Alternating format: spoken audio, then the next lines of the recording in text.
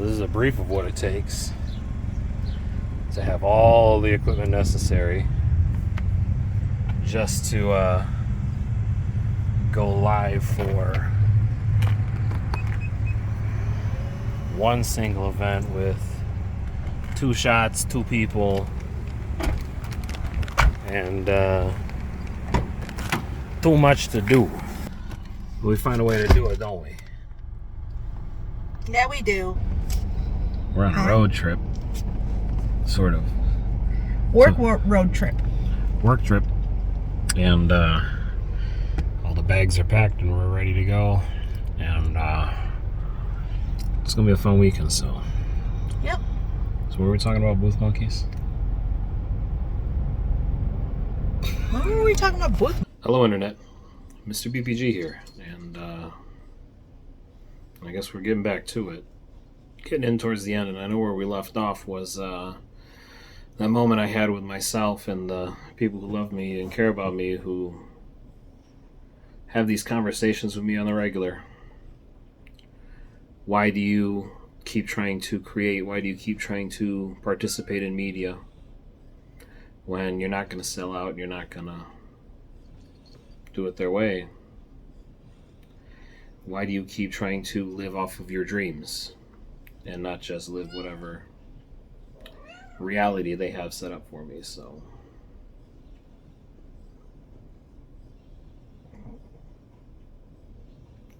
it's time to get back to the script.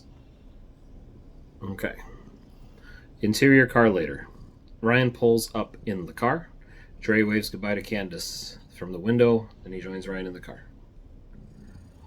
Are you sure you got the right address, says Ryan. Yes, says Dre. Why? Because we're going to be crossing state borders. Guess it's time to gas up for a road trip.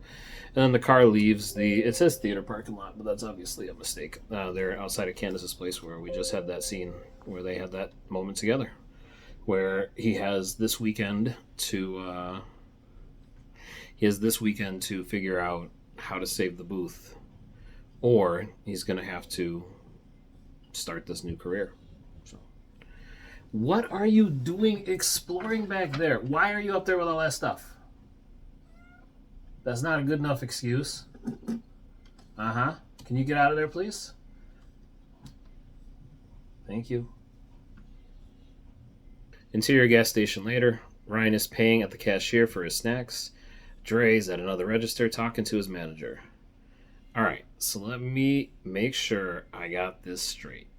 You want me to manage basically what amounts to a tiny grocery store with only a dozen underpaid, extra tired, sad employees in a place that's overly busy for its location, but not sufficiently staffed enough to maintain and keep it clean. You want me to do all this for a wage that's going to keep me at poverty level for, me and my family? Manager says that it's not just an oversimplification. But Dre says, nah, I'm good. I'm sorry there's no union to help you.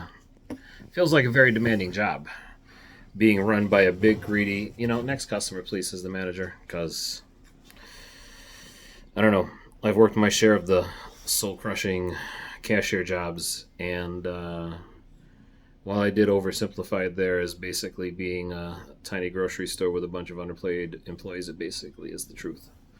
It's kind of sad, some of the jobs that I've had to go through where even though I'm working hard, 50-hour weeks, 60-hour weeks, plus however much hours it takes to drive, I still remember being able to go home and have the energy to play with the kids and have a great time and basically live a full active life. And years of grinding myself for what's basically a below minimum wage job, only because that's what the market bears.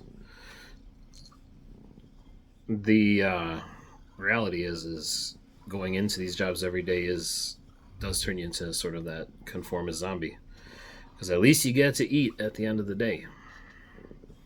It was about that time where I was at one of jobs like these that I decided to take this path down through the Booth Monkeys and actually make it. And so many years have passed since then, and can't say I made the right decision, but I do remember thinking that way when I was having this moment at the gas station manager. Anyways, Exterior, Forest Road, day.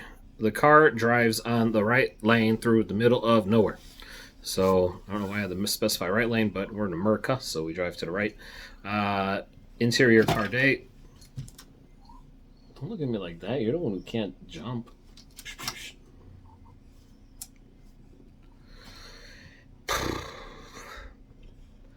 Interior car, day. Ryan drives while Dre looks at a map. All right. Batarang is a stupid weapon, says Dre. Ryan says, no, it's awesome. Dre says, how is not a functional weapon? Most of the time, it just ends up stuck in a wall. You never see him jumping around to pick up all those lost batarangs he just throws and crashes into things. Ryan says they're probably electromagnetically charged, so, they come back automatically. Plus, I mean, it's not like we're talking a Legend of Zelda boomerang, which kind of always magically comes back to him. I mean, it doesn't stun the enemy. If anything, it's going to pierce them and hurt them. And Batman's all about, I can't kill anybody. But yeah, those batarangs, they resigned. Well, he doesn't need to bring anything back to him. They're used to take out henchmen from a distance, says Ryan. Trey says, well, that makes little sense. Batman's always trying not to kill. What do you think will happen if the sharp metal throwing disc would do to one of those henchmen? I just said that. The old soft, fleshy... Ryan admits, I guess there is a chance for injury. Sure. All I'm saying is that it's strange that his Batarang has become one of his most iconic weapons. Car turns up to a dirt road entrance. Dre says, turn here. It just says more... It just looks like more forest, says Ryan. There's an unpaved path with a no trespassing sign, says Dre. I don't like this, says Ryan. We should have called that first. Well, you didn't leave a phone number. Exterior, Ed's... What are you looking at? What? So goofy. It's my supervisor here. Always watching me. Making sure I get this project done. Doesn't want me to give up on it ever. Exterior, Ed's property later. Ryan slowly approaches a cabin in the woods. He parks his car a short distance from the house. The guys get out and stretch and begin to, just sort of look around, take in the air. Oh, wow, I'm missing a whole section here.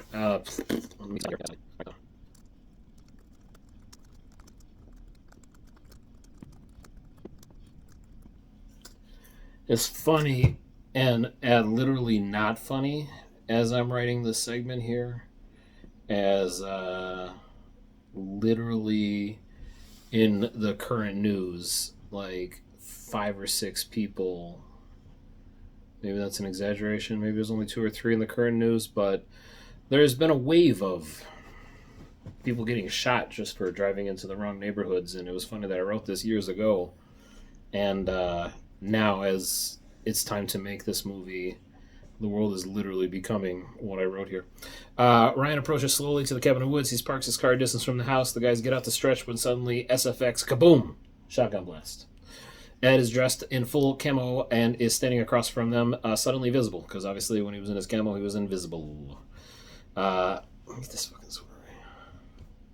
And he's holding a shotgun. Ryan, did you just fire a shotgun in the air at us?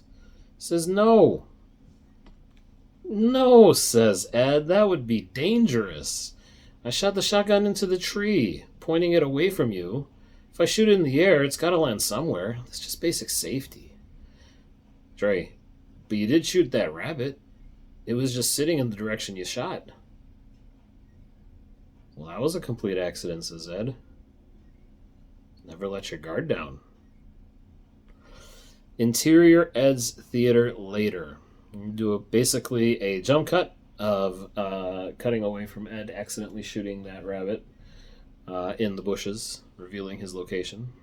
Ed is interior Ed's theater later. Follow Ed as he shows the guys his fancy home theater. The guys sit down in plush recliners as Ed's wife Virginia, at 50, enters the room. Shout out to my good friend Virginia over the years, who's been looking out for me and doing what she can, help and share the art and just being a wonderful person. You're the best. Virginia, I remember you boys. You worked back with Ed at that multiplex. Ryan says he was our mentor. Ed, Virginia, can you give us a moment so I can talk to the boys about why they're trespassing on our retirement cabin? Oh, Virginia, wonderful. I'm frying up some fresh hot wings. Can I get you boys a drink? What are my options, says Ryan. Water, beer, or whiskey, says Ed. Water for me, says Ryan. I still have to drive. Dre says, I will have a beer. And I'll have a whiskey, so one of each. Okay, I'll be right back, says Virginia. I love you, sweetie, says Ed. Dre and Ryan look around the recreation of the recreation of Ed's theater that he made for himself. Essentially, I should probably write this out a little bit better.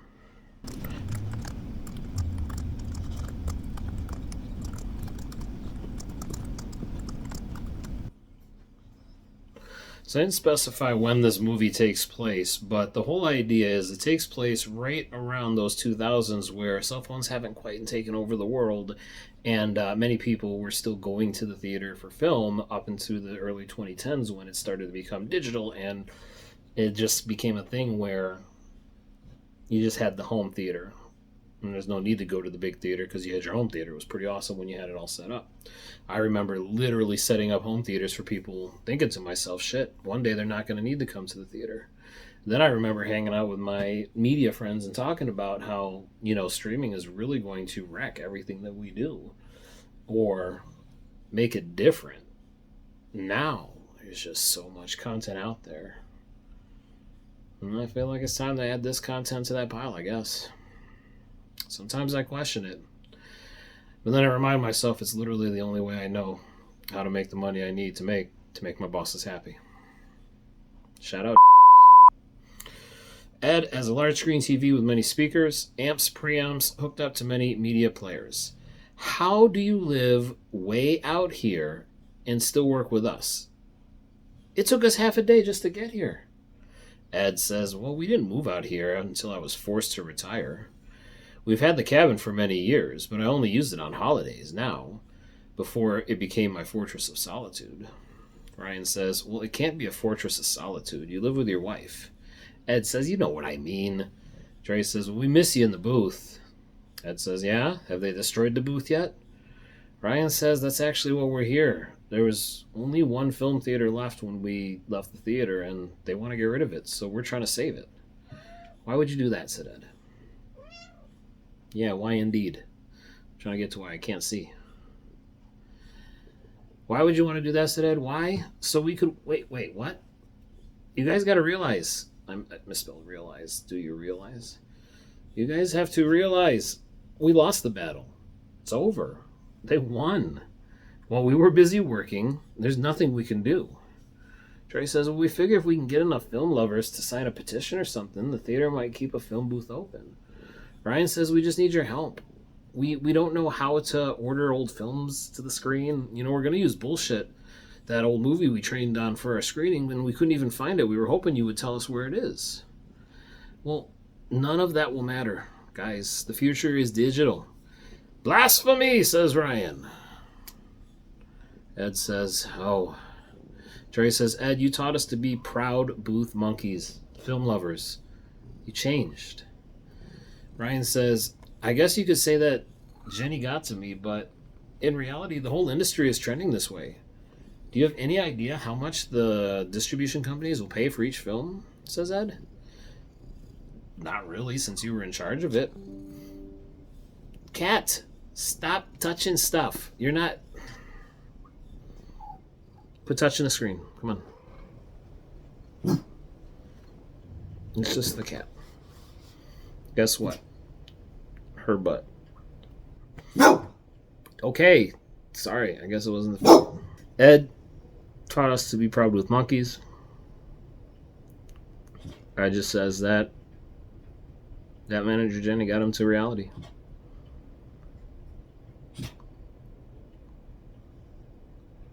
He said, do you even have any idea how much it costs to send these films to these theaters? And they said, no, not really. You were in charge.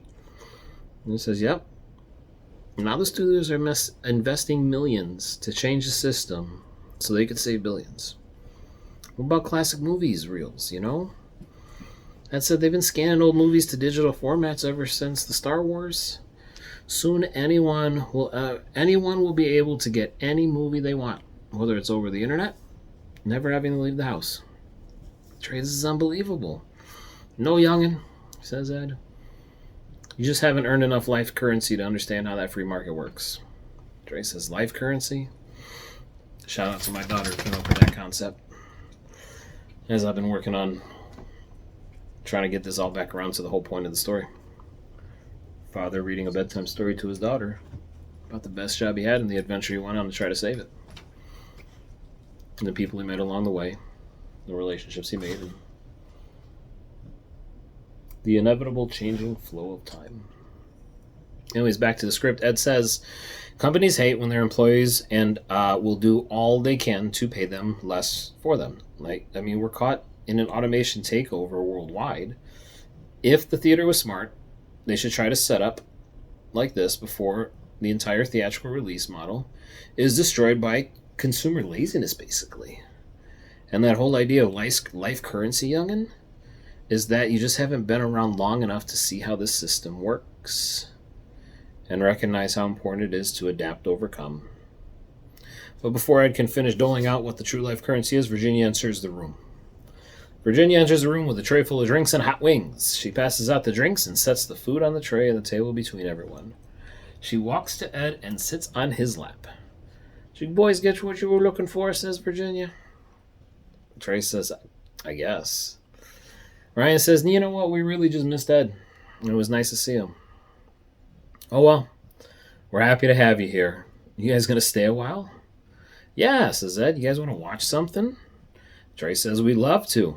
Ryan leans over the plate of hot wings as Dre goes over to pick a movie. He's intrigued because the wings are not really normal shape you expect the wings to be.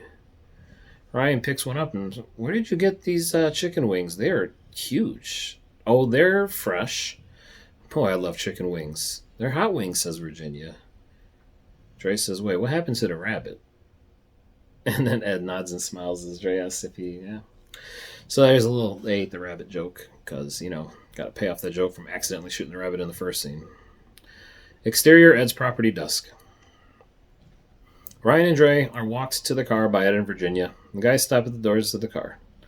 Ed says, thanks for finding me. Don't tell anybody where I live. Dre says, thanks for everything.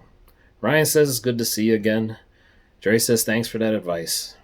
Listen, before you go, says Ed, bullshit exists.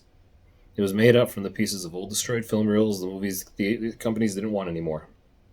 Over the years, I put it together into my own personal movie, and I've been hiding it in the ceiling of the booth, right above the booth tables. Ryan and Dre are surprised. That's amazing, Ed. Thanks. I don't think it will make any difference, but I love you guys, so have fun with it and good luck. Dre says, Ed, you're the greatest. We love you too. They all hug. The guys get in the car and drive off as Ed and Virginia wave goodbye. And then we're going to transition to the next episode and get to the recap. The recap. You're out of town when you see the windmills. To recap, we are neck deep into the major philosophical points I was trying to make about this story and the working class people it's based upon. My friends, myself, and my adventure into the working world for the first, 20 years of my life now. Both being in media. I've been rapping for about 17 years, okay? At this point, 17 years is short. It's been even longer. And I've had both success and plenty of hell. And, over the years I've been trying to make and add to this channel and build upon it so that eventually I'll get the attention of the right people. And then with the proper management, be able to take this story I've written and develop it into a property that's worth selling and worth watching, worth selling tickets to, and making back the money that I always planned to when I originally went off on my first adventure. Right around this time where this whole story happened. In the meantime, this still is Dre telling the story to his daughter, and they're just sitting in bed, hanging out together, going on about life currency. But understanding that over the years you're going to learn, you're going to do different things, and that life currency is going to build and make you stronger through the hurt. but also tougher. So you can take on anything, that you can do anything. In hopes that when the hard times come for you, you can be stoic and strong. Tiger Boo, you're polluting the background audio.